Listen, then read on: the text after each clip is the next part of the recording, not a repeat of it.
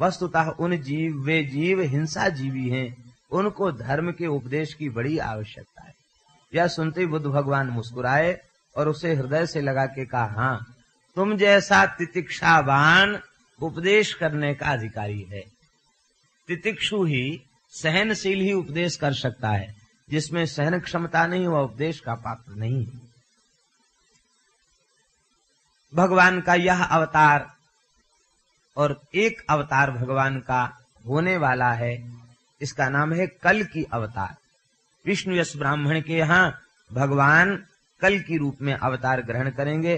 संभल ग्राम में भगवान का अवतार होगा और विष्णु यश ब्राह्मण के यहाँ अवतार लेकर भगवान कलयुग का निग्रह करेंगे, अधर्मियों का विनाश करेंगे और इस पृथ्वी पर पुनः सूर्यवंश चंद्रवंश के राजाओं को राजगद्दी सौंप करके उन्हें राजा बना देंगे।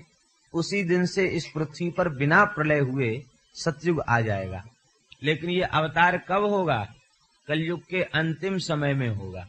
कलयुग की 4,32,000 वर्ष की आयु है। उस आयु में जब केवल 800 वर्ष अवशिष्ट रह जाएंगे तब अवतार होगा। 4,32,000 में से 5,000 से कुछ ऊपर तो चले जा चुके हैं और अब बाकी बचे हुए में से भी 800 घटा दो। उतना समय जब बीत जाएगा तब भगवान का अवतार होगा। 2 अवतार और भगवान के हैं, उनका स्मरण सूत जी ने नहीं किया, कर पाए। वो अवतार हैं हयग्रीव अवतार और हंस अवतार। ये आगे ब्रह्मा और नारद जी के संवाद में इन दोनों अवतारों की चर्चा की गई है। तो हंस और हयग्रीव, इन 2 अवतारों का स्मरण करने से और 24 अवतार भगवान के हो जाते हैं। हे ऋषियों, जैसे किसी विशाल सरोवर से हजारों झरने प्रकट हो जाएं, ऐसे ही भगवान के अनंत अवतार जीवों के ऊपर कृपा करने के लिए होते रहते हैं। ऋषयो मनवो देवाः मनुपुत्राः महौजसाः कलाः सर्वे हरेरेव सप्रजापतयस्तथा। ऋषि, मनु, देवता, मनुपुत्र, ये सब भगवान की ही कला हैं। प्रजापति, ये सब भगवान की ही कला है। ये भगवान के ही स्वरूप हैं।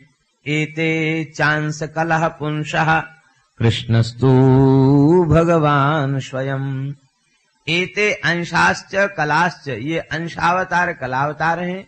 श्री कृष्ण स्वयं परिपूर्ण परमात्मा हैं और वे भगवान यह युग युग में अवतार लेते हैं और अवतार लेकर के संपूर्ण जीवों के ऊपर अनुग्रह करते हैं, उनका हित करते हैं। भगवान परिपूर्ण हैं, इसलिए भगवान का कोई अवतार अपूर्ण नहीं हो सकता। भक्तमाल के टीकाकार श्री प्रियादास जी ने तो लिखा है, जेतक हरि अवतार सवे पूर्ण कर जाने। और श्रीमद् भागवत की विजय ध्वज टीकाकार ने भगवान के समस्त अवतारों को पूर्ण माना है और ये माध्व संप्रदाय के आचार्य हैं। माध्व संप्रदाय से संबद्ध ये महान आचार्य हैं। समस्त भगवान के अवतारों को पूर्ण माना है। देखो, भगवान अपूर्ण नहीं तो भगवान का स्वरूप अपूर्ण कैसे हो सकता है? पूर्णमिदः पूर्णमिदं पूर्णात् पूर्णमुदच्यते पूर्णस्य पूर्णमादाय पूर्णम एव अवशिष्यते पूर्णमेवावशिष्यते। पूर्ण से पूर्ण ले लिया जाए तो भी अपूर्णता नहीं आवेगी, तो भी पूर्ण ही रहेगा। फिर अंशावतार और कलावतार क्या है? कहते भगवान जिस अवतार में असुर विनाश के लिए आते हैं, दुर्जनों का संहार करने के लिए आते हैं, उस अवतार को अंशावतार कहा जाता है। और जिस अवतार में मुमुक्षुओं को ज्ञान का उपदेश करने के लिए आते हैं, वो कलावतार कहा जाता है। और जिस अवतार में असुरों का संहार भी करते हैं, धर्म की स्थापना भी करते हैं, मुमुक्षुओं को तत्व का उपदेश भी देते हैं, वो परिपूर्ण अवतार कहा जाता है। जिस अवतार में जितने अंश की कला की आवश्यकता थी, भगवान ने प्रकट कर दिया। यह श्री रामावतार और श्री कृष्णावतार, इसमें धर्म की स्थापना भी वही भगवान के द्वारा, असुरों का विनाश भी हुआ और प्रेमियों को ज्ञान का उपदेश भी हुआ। भगवान ने अर्जुन को श्रीमद् भगवद गीता का उपदेश प्रदान किया है। तो यह भगवान का अवतार पूर्णावतार है। इन भगवान के अवतार चरित्रों का जो स्मरण करते हैं, कहते सायं प्रातः गृणन भक्त्या दुख ग्रामाद् विमुच्यते। सायंकाल प्रातः काल भगवान के इन अवतारों का जो स्मरण करते हैं, वह संपूर्ण दुख समूह से मुक्त हो जाते हैं। प्रातः काल सोकर जगने के बाद इन 24 अवतारों का स्मरण करें और सोते समय भगवान के 24 अवतारों का स्मरण करें तो दुख की निवृत्ति हो जाती है, संपूर्ण दुख समाप्त हो जाते हैं, ऐसा भागवत में लिखा है। इसलिए सोते समय और जगते समय इन 24 अवतारों का स्मरण करना चाहिए। कोई कहे हमें याद नहीं रहेंगे 24, एक दो हो तो याद कर लो, 24 में कहीं न कहीं एकाध तो छूट ही जाएगा। तो कई छंदों में, पद्यों में, श्लोकों में इन अवतारों की चर्चा है। वे कंठस्थ किए जा सकें तो उन्हें कर लो, और नहीं तो श्री नाभाजी ने एक छप्पे में 24 अवतारों का स्मरण किया। जय जय मीन वराह कमठ नर हरि बलि बामन, परशुराम रघुवीर कृष्ण कीरति जग पावन। बुद्ध कल की अरुव्यास पृथु हरिहंस मनवंतर, यज्ञ ऋषभ हयग्रीव ध्रुव वरदैन धनवंतर। वद्रीपति दत्त कपिल देव सनकादिक करुणा करो, 24 रूप लीला रुचिर श्री अग्रदास उर्पद धरो। ये 24 अवतार, छप्पे को याद करने में कोई कठिनाई नहीं है। इस छप्पे को याद कर लें तो सायंकाल प्रातः काल भगवान के 24 अवतारों के स्मरण में सुविधा हो जाएगी। यह समस्त अवतार हम सब जीवों के ऊपर भगवान ने अनुग्रह करके ही लिए हैं। इदं भागवतम नाम पुराणं ब्रह्म संहितं, उत्तम श्लोक चरितम चकार भगवान ऋषि। अवतार चरित्रों का स्मरण करने के बाद कह रहे हैं इदं भागवतम नाम। इसका तात्पर्य है भगवान के अवतार चरित्रों का ही नाम है भागवत।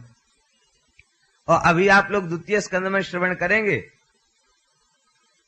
ब्रह्मा जी ने भी अवतारों का निरूपण किया तो अंत में क्या, इदं भागवतम नामो यन्मे भगवतोदितम संग्रहोयम विभूति नाम त्वमेतद विपुली कुरु।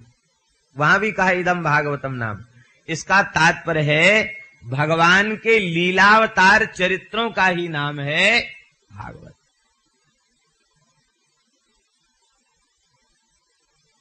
यही भागवत का तत्व है। हे ऋषियों, इस भागवत दिव्य ग्रंथ का श्रवण हमने श्री सुखदेव जी के मुखारविंद से किया। राजर्षि परीक्षित उपवास पूर्वक, प्रायोपवेश पूर्वक गंगा जी के तट पर विराजमान थे। अनंत ऋषियों की मंडली के मध्य विराजमान थे और वहीं मैं भी पहुंच गया।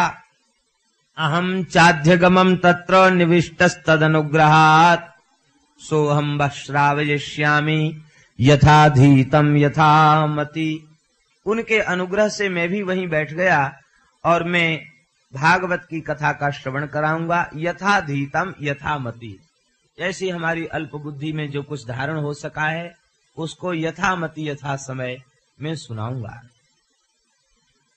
श्री वृंदावन बिहारी लाल की। सौनक जी उत्तम कोटि के श्रोता हैं। मैं सुनाऊंगा यह सुनते ही व्याकुल हो गए और उस व्याकुलता में उन्होंने सूत जी को 2 बार नाम लेकर पुकारा। सूत सूत महाभागो बदनो बदतांबर। प्रशंसा भी करें, बदतांबर अस्माकम न बद। हे सूत जी, हे सूत जी, और बड़े दयालु हैं आप, तो भगवान की कथा कहने वालों में बड़े श्रेष्ठ कथाकार हैं। आप कृपा करके हमें भगवान के चरित्र को सुनाइए। सुखदेव जी के मुख से जो कुछ आपने सुना है वह आप कृपा करके हमें सुनावें। सबसे पहली बात तो भागवत का प्रादुर्भाव कब हुआ, व्यास जी ने किसकी प्रेरणा से भागवत को प्रकट किया, आप यह बतावें।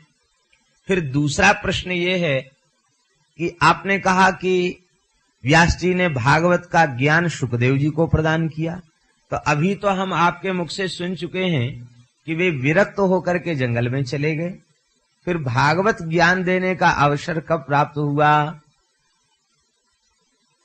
तस्य पुत्रो महायोगी श्रमद्रंग निर्विकल्पकः एकांत मृत्युर्निद्रः गूढ़ो मूढ़ इवेयते।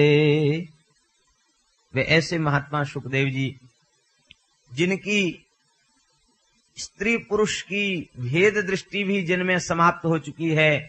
स्त्री पुंभिदा नतु सुतस्य विविक्त दृष्टे दृष्ट्वानुयान्त मृषिमात्मजमप्य नगनम देव्यो ह्रिया परिदधुर्न सुतस्य चित्रम तद्वीक्ष प्रक्षत मुनौ जगदुस्तवास्ति स्त्री पुंभिदा नतु सुतस्य विविक्त दृष्टे। ऐसा ज्ञान जिन श्री सुखदेव जी महाराज का है, उन सुखदेव जी ने आकर कथा कैसे सुनी, इस संबंध में संतों की समाज में एक कथा प्रचलित है।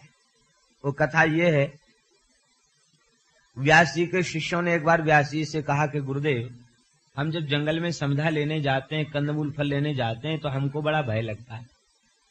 सिंह का, व्याघ्र का, हाथी का भय लगता है। आप कुछ ऐसा उपाय बतावें कि हमको भय न लगे। व्यास जी ने प्रसन्न होकर कुछ भागवत के श्लोक कंठस्थ करा दिए और कहा, जहां जंगल में भय की प्रतीति हो तो प्रेम पूर्वक इन श्लोकों का गायन करोगे तो तुम्हारे भय की निवृत्ति हो जाएगी। अब तो वे ब्रह्मचारी एक जंगल में पहुंचकर श्लोक का गायन करने लगे। सौभाग्य से सुखदेव जी उसी जंगल में विराजमान होकर ध्यान में, समाधि में बैठे हुए थे, भजन कर रहे थे। इस श्लोक को सुनकर के सुखदेव जी व्याकुल हो गए। इस श्लोक में भगवान की सुंदरता का वर्णन है, भगवान के सगुण स्वरूप में कितना माधुर्य है उसका वर्णन है। बरहा पीडम नटवर बपुः कर्णयो कर्णिकारम बिभ्रदवासः कनक कपिशम वैजयंतीं च मालाम् रंध्रान्वेणो अधर सुधया पूरयन् गोपवृन्दैः वृंदारण्यम स्वपद रमणम प्राविशद गीत कीर्ति। वरहापीडम, मयूर पिच्छ का बड़ा सुंदर मुकुट है। नटवर बपुः, नट किसे कहते हैं? जो मंच पर अपनी कला को प्रस्तुत करने के लिए खूब सज धज के उपस्थित हो जाए और अपने नृत्य आदि के द्वारा दर्शकों के चित्त को आकृष्ट कर ले, मोहित कर ले, उसे नट कहते हैं। नटतीति नटः, नट अवश्यंदने, नट अवश्यंदने से नटः बंध, नटतीति नटः। इनसे बड़ा नट कौन होगा? ऐसी चटक मटक चाल है, ऐसी ललित त्रिभंगी है, ऐसी चाल है कि बेचारे कवियों के पास कोई उपमा नहीं है, इसलिए वो कभी कहते मत्त मराल की चाल, और कभी कहते हैं मत्त गयंद की चाल, और कभी कहते हैं मत्त वृषभ की चाल। लेकिन वस्तुतः वे उपमा के अभाव में ऐसा कहते हैं। वस्तुतः वे गजराज भी इनकी मतवाली चाल पर लज्जित हैं, मराल भी इनकी सुंदर चाल पर लज्जित हैं। ऐसे श्री ठाकुर जी ये अपने रूप को, अपने नाम को, अपनी मधुराति मधुर लीला को प्रस्तुत करके सबके चित्त को अपनी ओर आकृष्ट कर लेते हैं। इनका नाम ही है कृष्ण। जो सबको अपनी ओर आकृष्ट कर ले उसी को कृष्ण कहते हैं। सबको खींच ले, सबका कर्षण कर ले, उसे कृष्ण कहते हैं। ये सबको खींच लेते अपनी ओर। नटवर बपु, नटेषु वरः नटवरः, नटों में भी वे वर हैं, श्रेष्ठ हैं, इसलिए नटवर हैं। और दूसरा अर्थ क्या हुआ? नट शब्द शिव का वाचक है। नट शब्द जो है शंकर जी का वाचक है। भगवान शंकर से बड़ा नट कोई दूसरा नहीं, बहुत बड़े नट हैं शंकर जी। नटराज राज हैं। सामान्य नट वो चंदन आदि से श्रृंगार करें, और ये तो चिताभस्म से श्रृंगार करते हैं, विचित्र नट हैं। सोने चांदी के कड़ूला कोई धारण करे, ये तो वलई कृत वासुकी ही, वासुकी नाम का तो कंगन पहन लेते हैं। भवो भवतु भव्याय लीला तांडव पंडितः, ये लीला तांडव पंडित हैं। ये अद्भुत इनका, कोई नट अपने मस्तक पर मुकुट धारण करे, इन्होंने द्वितीया के चंद्रमा को ही मुकुट बना लिया है। गंगा इनकी जटाओं से उच्छलित होती रहती है। ये व्याघ्र चर्म धारण करते हैं, गज चर्म ओढ़ लेते हैं। ऐसे विलक्षण महापुरुष हैं भगवान शंकर। ये नटराज राज हैं। लेकिन वे नटराज राज शिव को ही यहाँ नट शब्द से कहा गया। और वे नटराज राज शिव भी जब श्याम सुंदर के मधुर रूप का दर्शन करते हैं, इनके नृत्य का दर्शन करते हैं, तो उन शंकर जी के हृदय में भी गोपी भाव का उदय हो जाता है।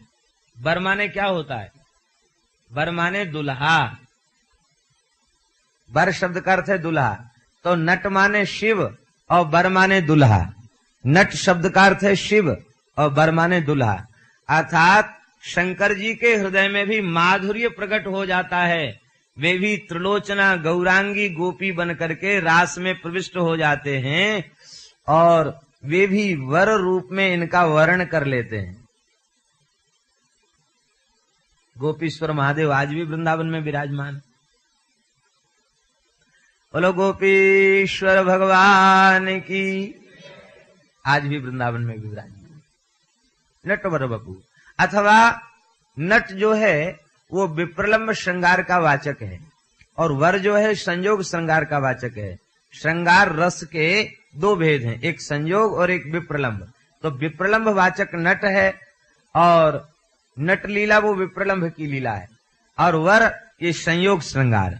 अर्थात जिन श्री कृष्ण के बपू में, श्री अंग में संयोग और विप्रलंब दोनों श्रृंगार एक साथ विराजमान हैं, ऐसे भगवान ये श्याम सुंदर, ऐसा इनका स्वरूप है। आप लोग कहेंगे कि संयोग और विप्रलंब परस्पर विरुद्ध हैं, एक साथ एक जगह कैसे रह सकते हैं? यही तो ईश्वरता है। परस्पर विरुद्ध धर्माश्रयत्वम ईश्वरत्वम। परस्पर विरुद्ध धर्म एक साथ एकत्रित हो जाएं, उसी को ईश्वर कहते हैं। अणोह अणियान महतो महीयान। जो अणु से अणु होगा वो महान से महान हो सकता है। ये परस्पर विरुद्ध धर्म है। वो छोटे से छोटे हो, बड़े से बड़े। नटवर बपू। और कैसे हैं? बोले कर्णयो कर्णिकारम। कानों में कर्णिकार का पुष्प है। पीला फूल जो कनेल का होता है उसको कर्णिकार कहते हैं।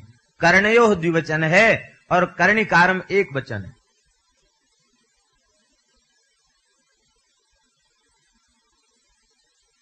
वैयाकरण लोग तो कहते हैं कि जातौ एक वचनम, जाति में एक वचन होता है, तो कर्णिकारत्व जाति को कहने के लिए एक वचन कह दिया तो एक से भी अनेक कर्णिकारों का बोध हो जाएगा। लेकिन इस अर्थ में कोई विशेष चमत्कृति नहीं दिखाई पड़ रही है, इसलिए जीव गोस्वामी जी का अर्थ बहुत आदरणीय अर्थ है। श्री जीव गोस्वामी जी महाराज कर्णिकारम की टीका में कहते हैं, यह श्री कृष्ण का संकेत पुष्प है। एतत् श्री कृष्ण से संकेत पुष्पम। ये श्री कृष्ण का संकेत पुष्प है। कभी इस कान पर पधरा लेते, कभी इस कान पर पधरा लेते हैं, तो दोनों कानों पर बदल बदल के पधराते हैं, इसलिए कर्णयोः कहा। और एक ही पुष्प है इसलिए कर्णिकारम एक कहा। इससे संकेत करते हैं। क्या संकेत करते हैं? बोले जब श्री ठाकुर जी गोचारण के लिए चलते हैं तो नंद महल में अनंत ब्रज गोपियां एकत्रित हो जाती हैं। भावी विरह की कल्पना से उनका चित्त अत्यंत व्यथित हो जाता है, व्याकुल हो जाता है, और वे विरह कातर नेत्रों से इशारा करके भगवान से पूछती हैं, हे प्राण जीवन धन, आपके बिना ये दिन कैसे कटेगा? दिन में कम से कम एक बार तो दर्शन हो ही जाना चाहिए। आप गोचारण करने जा रहे हैं, संध्या को लौट के आवेंगे, तो आप कृपा करके यह बतावें कि आज किधर गोचारण करने जाएंगे। अब स्पष्ट वार्तालाप तो हो नहीं सकता, क्योंकि बड़े बूढ़ों की मर्यादा है, मैया बाबा हैं और दाऊ भैया हैं, तो कुछ न कुछ तो मर्यादा है ही है, कैसे कह दें। तो ठाकुर जी बड़े लीलाधारी हैं, वे पुष्प के द्वारा संकेत करते हैं। इस दिशा को जाना है तो इधर से पुष्प उठा के इधर रख लिया, इधर जाना तो इधर से उठा के इधर रख लिया। तो गोपियों को तो उस पुष्प से संकेत प्राप्त हो जाता है कि आज ठाकुर जी को किधर जाना है, और जिधर ठाकुर जी जाते हैं गोपी उधर ही जाती हैं। चलो सखी वहां जाइए जहां वसत ब्रजराज, गोरस बेचत हरि मिले एक पंथ दो काज। वे गोरस बेचने का तो बहाना है, ठाकुर जी के दर्शन के लिए ही मुख्य रूप से जाती हैं, और प्रेम में इतनी उन्मत्त हो जाती हैं कि दूध और दही का नाम तक भूल जाती हैं। हमारे ब्रज के संत कहते हैं, दधी को नाम बिसर गई ग्वालिन, ले ले ओरी कोई श्याम सलोना।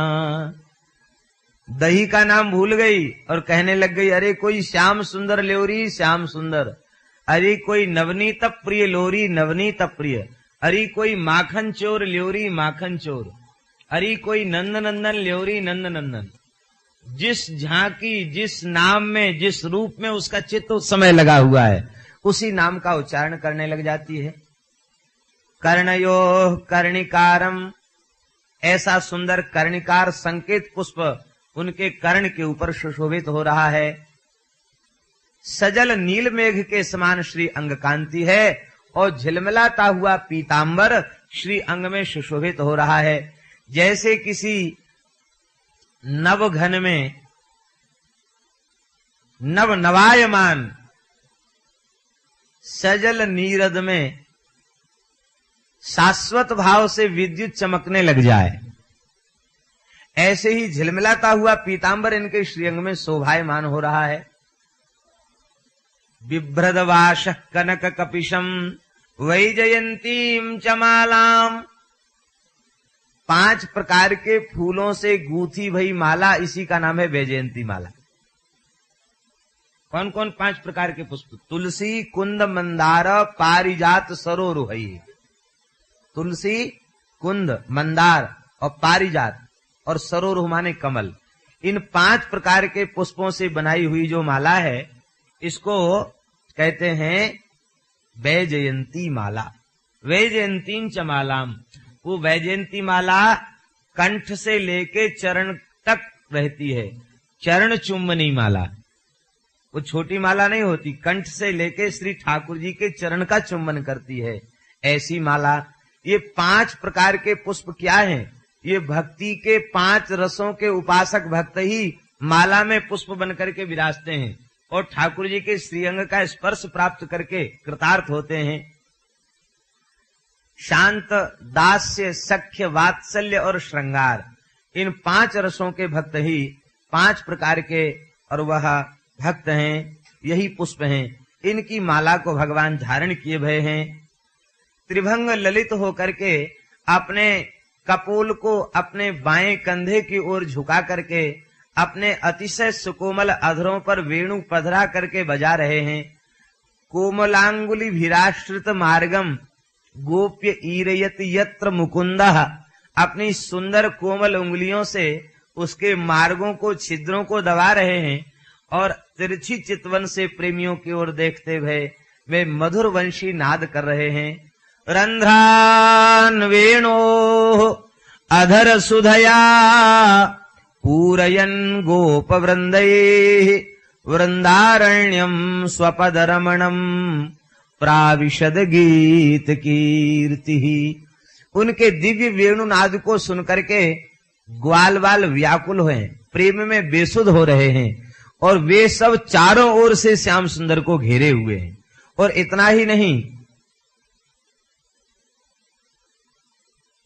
दंत दष्ट कवला धृत करना, गायें भी खड़े कान करके, जिनके मुखाग्र पर घास के तृण लगे हैं, चबाना भी भूल गई हैं, वे गायें चारों ओर से खड़ी हो जाती हैं और श्याम सुंदर बंसी बजाते हैं और ग्वालवाल बीच बीच में प्रेमानंद में विभोर होकर कहते हैं, जय हो जय हो जय हो, वाह प्यारे, वाह सखा, तने बड़ी जोर की बंसी बजाई। वे सब प्रेम में विह्वल हो जाते हैं। पूरयन गोप वृंदई वृंदारण्यम, भगवान वृंदावन में गोचारण कर रहे हैं, वंशी वादन कर रहे हैं। वृंदावन का विशेषण क्या है? वृंदारण्यम स्वपद रमणम। वृंदावन कैसा है? स्वपद रमण है, अर्थात श्री ठाकुर जी के चरण कमल के स्पर्श से अतिशय रमणीय जो वृंदावन है, उस वृंदावन में भगवान गोचारण कर रहे हैं। त्रिभंग ललित भगवान अधर पर वेणु पधरा करके बजा रहे हैं, बड़ी सुंदर उनकी शोभा हो रही है। वृंदावन की महिमा क्या है? कौन कह सकता वृंदावन की महिमा? देखिए, यह सौभाग्य जो ब्रजभूमि को प्राप्त है, वह सौभाग्य अन्यत्र किसी भूमि को प्राप्त नहीं है। क्यों? क्योंकि परब्रह्म परमात्मा के निरावृत चरण कमल का स्पर्श उस भूमि को प्राप्त है। भगवान ब्रजलीला में पदत्राण धारण नहीं करते, निरावृत चरण कमल का स्पर्श भूदेवी को प्राप्त हो रहा है, ब्रजरज को प्राप्त हो रहा है। वही ब्रजरज है जिसमें ठाकुर जी के श्यामा श्याम के चरण कमल की रज विराजमान है। ऐसी सुंदर ब्रजरज की महिमा। भगवान का दिव्य धाम वैकुंठ है, लेकिन जो सौभाग्य वृंदावन की भूमि को प्राप्त है, वह सौभाग्य वैकुंठ को प्राप्त नहीं है। इसलिए स्वपद रमणम का स्वपदात वैकुंठात अपिरमणीयम, स्वस्वकीय पद अर्थात वैकुंठ, उससे भी मनोहर वृंदावन। क्योंकि वैकुंठ को निरावृत चरण तल का स्पर्श प्राप्त नहीं। भगवान शेष पर्यंक पर पौड़े हुए हैं, कहीं जाने की इच्छा है तो गरुड़ जी खड़े हैं, महाराज धरती पर पैर रखने का काम ही नहीं, गरुड़ जी पर विराजमान हो, उड़ जाओ। शिविका वाहक शिविका लेकर खड़े हैं, दारुक सारथी रथ लेकर खड़ा है, नौका विहार में नौका तैयार खड़ी है। वहां श्री ठाकुर जी मान लो पैदल चलना भी चाहें तो अतिशय सुकोमल सुंदर जड़ाऊ मखमली पदत्राण भगवान के युगल चरण में पार्षद पहना देते हैं। भगवान सुंदर पदत्राण धारण करके चलते हैं, वो भी धरती पर नहीं, बड़े कीमती कीमती सुंदर गलीचों पर भगवान पदत्राण धारण करके चलते हैं। लेकिन ब्रज में तो ठाकुर जी ने नंगे पैर गैया चराई है, इसलिए यहाँ की भूमि को निरावृत चरण रज का स्पर्श प्राप्त है। इसलिए भगवान के चरण कमल के स्पर्श से मनोहर वृंदावन, श्री राधा रानी के चरण कमल से स्पर्श मनोहर वृंदावन, और भगवदीय जो रसिक जन भक्त जन गोपी ग्वाल बाल हैं, उनकी चरण रज से पवित्र जो श्रीधाम वृंदावन है, इस श्रीधाम वृंदावन में और भगवान गोचारण कर रहे हैं, वंशी बजा रहे हैं।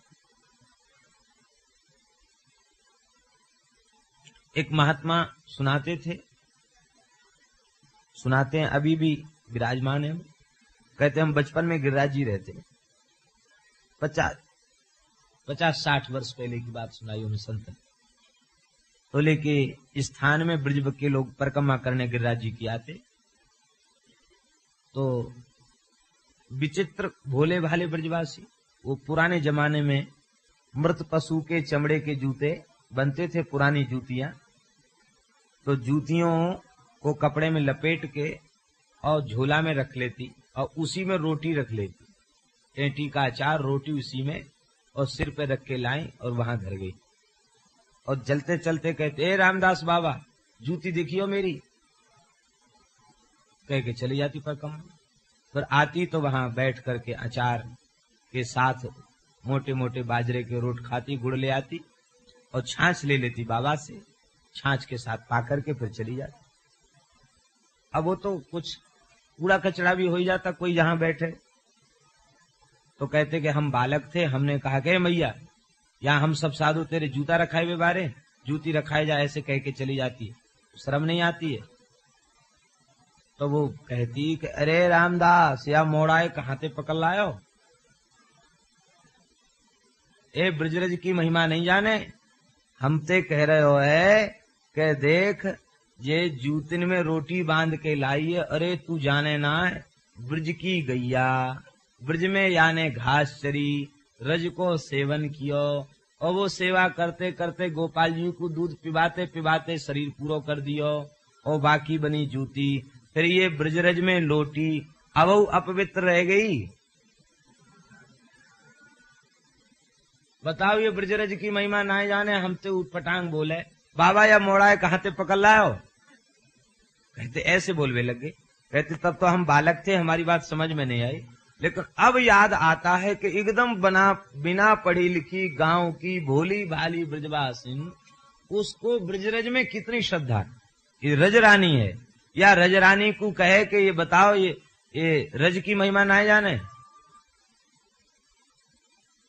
बाबा क्या बोले? बाबा बोले कोई बात नहीं मैया तू चली जा, जान जावे को कसु दिना यहाँ रहेगा, सब या पतो पर जाएगी। कहने का तात्पर्य रज की बहुत बड़ी महिमा है, क्योंकि इस रज को भगवान का निरावृत चरण तल का स्पर्श प्राप्त है। समय के अनुरूप परिवर्तन होता रहता, प्रकृति परिवर्तनशील है, लेकिन श्री गिरिराज, श्री ब्रजभूमि, ब्रजरज और श्री यमुना जी, इनमें भेद नहीं, वे श्री कृष्ण कालीन ही हैं। ऐसा मान करके जो इनका सेवन करते हैं उन्हें लाभ की प्राप्ति होती है। श्री वृंदावन बिहारी लाल। भगवान के इस सुंदर स्वरूप का जब श्रवण किया, हरिशरणम, भगवान के सुंदर स्वरूप का जब आपने श्रवण किया तो मन में विचार करने लगे कि अरे वह सगुण साकार भगवान बड़े सुंदर हैं, बड़े मनोहर हैं, बहुत अभी तक तो केवल ज्योति का ध्यान करते हैं और भगवान तो बड़े सुंदर हैं, चलें भगवान से ही प्रेम करें। इच्छा हुई प्रेम करने की, लेकिन तुरंत आपके मन में आया, योगियों को अपने मन को रोकने का बहुत अभ्यास होता है, तुरंत आपके मन में आया कि अरे भाई वो तो सुंदर हैं और हम उनसे प्रेम करने गए तो प्रायः सुंदरता का गुमान जिनके भीतर होता है, सुंदरता का अभिमान जिनके भीतर होता है, वो सबका आदर नहीं कर पाते। हम तो प्रेम करने जाएंगे और वो कहेंगे कि तुम जैसे दिगंबर बाबा जी से हम प्रेम नहीं करते, तो इधर भी निष्ठा हमारी छूट गई और उधर भी हमें कुछ मिला नहीं। तो इसलिए जब तक स्वभाव का पता, अभी केवल सुंदरता का पता चला, जब तक स्वभाव का पता नहीं चला तब तक हमें नहीं जाना चाहिए। मन को रोक के फिर बैठ गए। कालांतर में फिर व्यास शिष्य वहां आए, अब की बार एक दूसरे श्लोक का गायन किया। इसमें भगवान के दिव्य करुणामय स्वभाव का वर्णन है। अहो वकीयम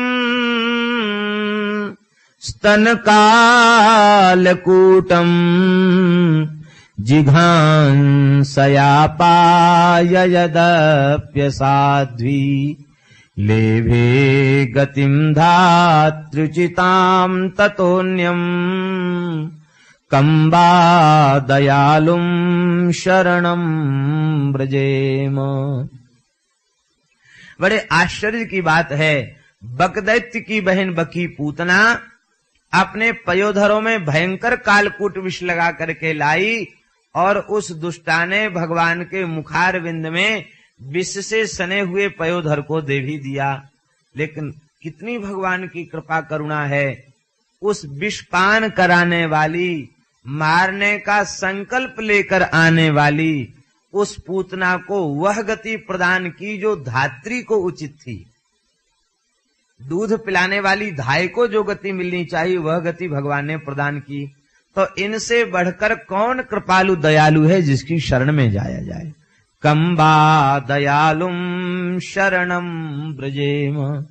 यह सुनते ही सुखदेव जी विह्वल हो गए और उठ करके खड़े हो गए और व्यास जी के शिष्यों से पूछने लगे कि अरे भाई, ये बड़े सुंदर छंद आपने सुनाए, पुनः सुनाओ, पुनः सुनाओ, पुनः सुनाओ।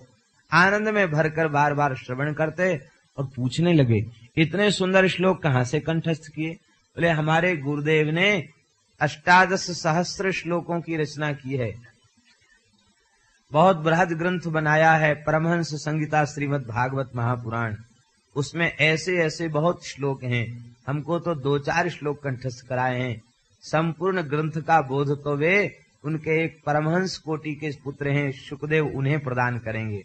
आप प्रसन्न हो गए, बोले वाह, आप लोगों के तो गुरुजी हैं, हमारे तो पिता हैं। अब तक संबंध नहीं था, और भक्ति प्रकट भई तो संबंध हो गया, क्योंकि प्रेम चाहिए।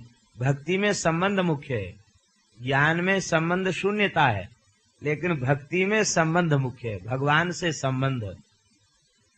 संबंध जागृत हो गया और आप पुनः आए और आकर के अपने पिता के चरणों में बैठ करके भागवत का आपने श्रवण किया।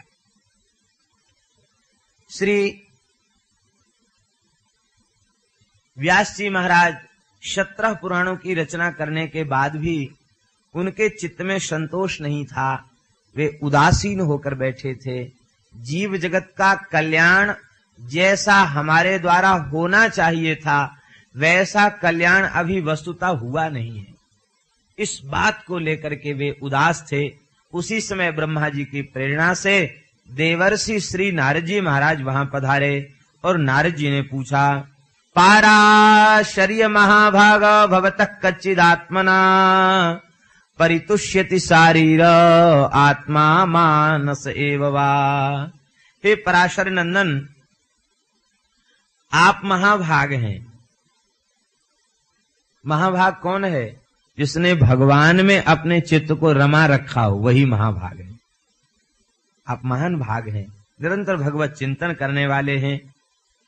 आपके कर्म से आपका शरीर और आपके चिंतन से आपका मन, ये दोनों पूर्ण स्वस्थ हैं कि नहीं?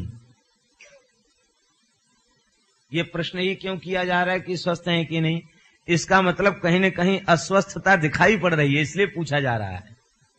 आपका स्वरूप देखकर लगता है कि आप उदास हैं, दुखी हैं, चिंतित हैं। यदि यह कहो कि जब तक तत्व का अपरोक्ष अनुभव नहीं होता, भगवान का प्रत्यक्ष अनुभव जब तक नहीं होता, तब तक जीव को कृतार्थता नहीं आती, तो यह नहीं कहा जा सकता कि आपको तत्व का बोध नहीं हुआ, यथार्थ बोध आपको नहीं हुआ। यह आपके संबंध में नहीं कहा जा सकता। क्यों? क्योंकि जिज्ञासितम सुसंपन्नम अपिते महदद्भुतम कृतवान भारतम यस्त्वम शरवार्थ परिवृंहितम। जिज्ञासा किसकी करनी चाहिए? अथा तो ब्रह्म जिज्ञासा, ब्रह्म की जिज्ञासा करनी चाहिए। तो जिज्ञासितव्य तत्व जो ब्रह्म तत्व है, उस तत्व को आप भली भांति समझ चुके हैं, फिर अकृतार्थता क्यों है?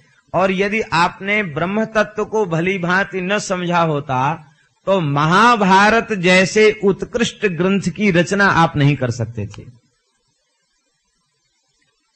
ये बात जो है वस्तुतः अपने में बहुत वजनदार बात है। महाभारत जैसा दिव्य ग्रंथ न भूतो न भविष्यति, कोई विषय नहीं छोड़ा गया जो न हो महाभारत में। यहां तक प्रसिद्धि है, यन्न भारते तन्न भारते। जो महाभारत ग्रंथ में जिसकी चर्चा नहीं, उसकी चर्चा कहीं नहीं। आकर ग्रंथ है महाभारत। वर्ण धर्म, आश्रम धर्म, राज धर्म, दान धर्म, मोक्ष धर्म, वैष्णव धर्म, समस्त प्रकार के धर्मों का वर्णन है, समस्त प्रकार की नीतियों का वर्णन है, समस्त प्रकार के दर्शनों का वर्णन है, समस्त प्रकार के सिद्धांतों का वर्णन है। वस्तुतः अद्भुत ग्रंथ है महाभारत। आज लोगों के पास समय का अभाव होता चला जा रहा है, व्यस्त जीवन होता चला जा रहा है। हम लोग अपने दिव्य ग्रंथों का स्वाध्याय नहीं कर पा रहे हैं, उनसे वंचित होते चले जा रहे हैं। महाभारत को कम से कम एक बार अवश्य पढ़ना चाहिए।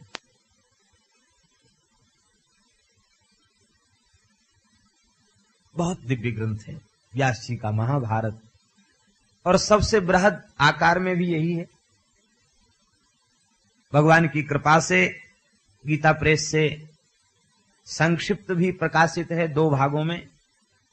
तो महाभारत की कथाओं के ज्ञान के लिए और काफी पर्याप्त चर्चा संक्षिप्त महाभारत में भी आ चुकी है, और बृहद रूप से कोई पाठ करना चाहे या पढ़ना चाहे तो अनुवाद समेत भी प्रकाशित है। बहुत दिव्य ग्रंथ है महाभारत। तो महाभारत जैसे ग्रंथ की रचना करने के बाद भी उदासीन है, इसका क्या कारण है? व्यास जी ने कहा, भगवान आपने हमारे संबंध में जो कुछ कहा वह ठीक ही है, लेकिन इसके बाद भी हम इसका समाधान नहीं खोज पा रहे हैं। आप तो सूर्य नारायण के समान त्रिभुवन में विचरण करते रहते हैं। आप परब्रह्म और शब्द ब्रह्म दोनों में निष्णात हैं, इसलिए आप कृपा करके न्यून मलम विचक्षो, हमारे भीतर जो कमी है उस कमी को आप ही बताइए। अपनी कमी अपने को नहीं दिखते, दूसरे महापुरुष कमी बता सकते हैं, तो आप कृपा करके हमारी कमी को बताइए। नारद जी हंसने लग गए। नारद जी ने कहा, व्यास जी आपको तो सबका ज्ञान है, ये केवल गुरु शिष्य परंपरा का आदर करने के लिए ही आप अज्ञानी की तरह यह बात पूछ रहे हैं। मेरे विचार से आपकी उदासीनता का, चिंता का, दुख का, अवसाद का यही कारण है। भवता नुदित प्रायम यशो भगवतो मलम ये नैवासौ न तुष्येत मन्ये तद्दर्शनम खिलम। आपने भगवान के निर्मल यश का गान प्रायः नहीं किया है। प्रायः नहीं किया का तात्पर्य, किया तो है लेकिन प्रधान रूप से भगवान के यश का वर्णन नहीं किया है। और जहां भगवान के सुयश का प्रधान रूप से वर्णन न हो, वह शास्त्र भी अधूरा है और वह ज्ञान भी अधूरा है। धर्म अर्थ काम मोक्ष इन चतुर्विध पुरुषार्थों को, यज्ञ जप तप व्रत दान तीर्थाटन आदि को जैसा आपने बहुत महत्व दे करके पुराणों में वर्णन किया है, ऐसे ही प्रधान रूप से भागवत धर्म का वर्णन नहीं किया। माने उसके साथ ही साथ भागवत धर्म का वर्णन तो हो गया, प्रधान रूप से वर्णन नहीं हुआ। हमारे ब्रज के लोग तो कहते हैं, पूज्य पंडित श्री भक्तमाली जी महाराज कहते थे, कहते भैया या को मतलब है कि अभी तक तो व्यास जी आपने बरातिन के गीत गाए हैं, दुल्हा के गीत नाए गए, ये कसर रह गई है। पंडित जी अपनी भोरी भारी भाषा में कहते कि दुल्हा के गीत गायबो अभी बाकी है। बड़े महापुरुष थे पंडित श्री भक्तमाली जी महाराज, सिद्ध पुरुष थे, हमारे वृंदावन की विभूति थे। वो कहा करते थे, ये सब बराती हैं, इनकी महिमा गाई, भगवान सबके जो दुल्हा हैं उनकी महिमा आपने नहीं गाई, इसलिए भगवान की महिमा का वर्णन करें। देखो, किसी की वाणी रस छंद अलंकार से युक्त है, लेकिन उस वाणी में, उस ग्रंथ में, उस काव्य में भगवान का यश नहीं है, तो उस ग्रंथ को, उस शास्त्र को संत लोग वायसम तीर्थम उशंति, कौए को जूठन फेंके जाने वाला स्थल जैसे अपवित्र होता है, ऐसा अपवित्र मान करके और उसको वे त्याग देते हैं। जहां कौए जूठन खा रहे हो वहां हंस विहार करने क्यों आएगा? मान सरोवर में विहार करने वाला, मुक्ताहल चुगने वाला हंस जूठन खाने कौओं के साथ नहीं आ सकता। ये विषय की जूठन जहां भोगी विषयी लोग खा रहे हैं, स्वाद ले रहे हैं, वहां ये हंस, संत हंस गुण गहई पय परिहरि वार विकार, ये संत ही हंस हैं। ये संत वैष्णव वहां क्यों जाने लग गए? और भले ही किसी का काव्य रस छंद अलंकार से युक्त नहीं है, लेकिन भगवान का यश उस ग्रंथ में वर्णित है, तो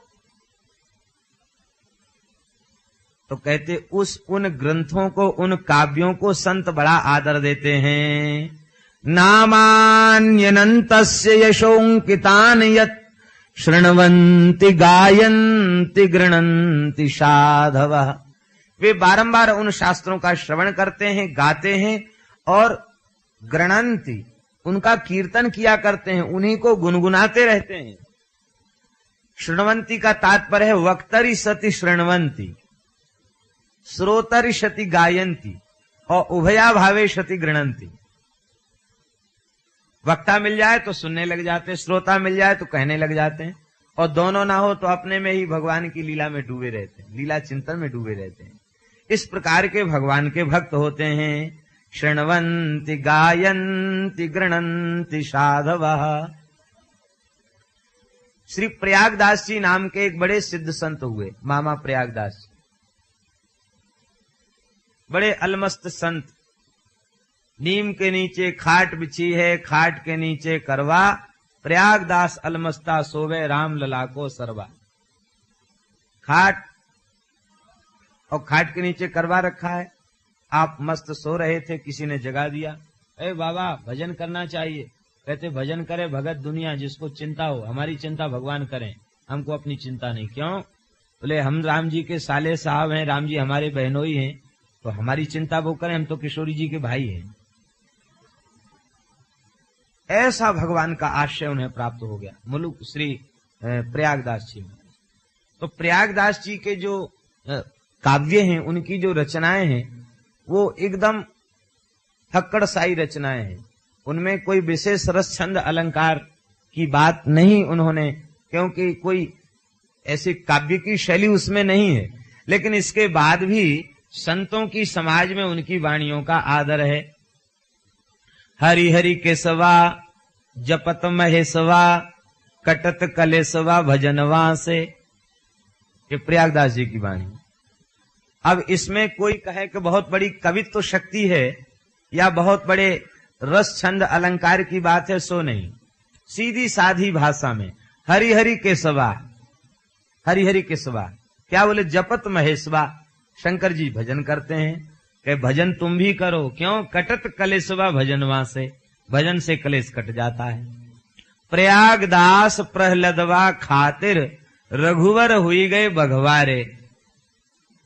प्रयागदास कहते हैं प्रयागदास प्रहलदवा खातिर, प्रहलाद जी के लिए रघुवर हुई गए भगवारे। अब देखो ज्यादा कोई कवित्व शक्ति इसमें नहीं दिखाई पड़ रही है, लेकिन भगवान का चरित्र है तो आज भी वे काव्य सुरक्षित हैं, आज भी उनको गाया जा रहा है। संत आदर पूर्वक उनकी वाणियों का पाठ करते, उनके पदों का गायन करते हैं। और विद्वान लोग इस बात को जानते हैं, साहित्य में बड़े रसमय ग्रंथ हैं और वे ग्रंथ परीक्षाओं में स्वीकृत हैं, इसलिए चल रहे हैं। और कितने साहित्यकारों के ग्रंथ लुप्त हो गए, तमाम काव्य, तमाम नाटक, तमाम एकांकी लुप्त हो गए। क्यों लुप्त हो गए? उनमें प्राकृत नायक नायिका का वर्णन था, इसलिए लुप्त हो गए। और भगवान का जिन काव्यों में वर्णन है वे आज भी वैष्णवों के हृदय हार बने हुए हैं, वे लुप्त नहीं हो सकते। जब तक सृष्टि है तब तक रहेंगे, क्योंकि उनमें भगवान के यश का वर्णन है, ये महिमा है। रस शास्त्र, साहित्य शास्त्र में कम अच्छे अच्छे श्लोक नहीं, बहुत बढ़िया बढ़िया छंद है, बड़े सुंदर सुंदर श्लोक हैं।